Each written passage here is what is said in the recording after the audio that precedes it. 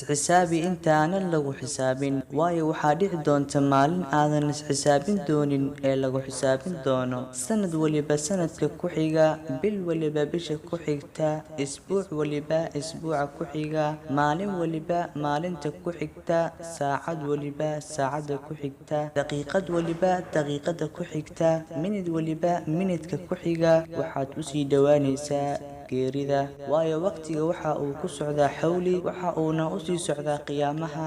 ee Allah subxaanahu wa tacaala agtiisa maxaa ku yaala oo aad hormarsatay? runtii waxaan haysanaa waqti, waayo ma jiro qof aan dembi gelin. bini'aadamka oo dhan way gafaan oo khalad wuu ka dhacaa. inta gafta waxaa u khayr badan inta soo noqota. Allah subxaanahu wa tacaala waa qafuur raxiim, dembiyadana wuu dhaafaa.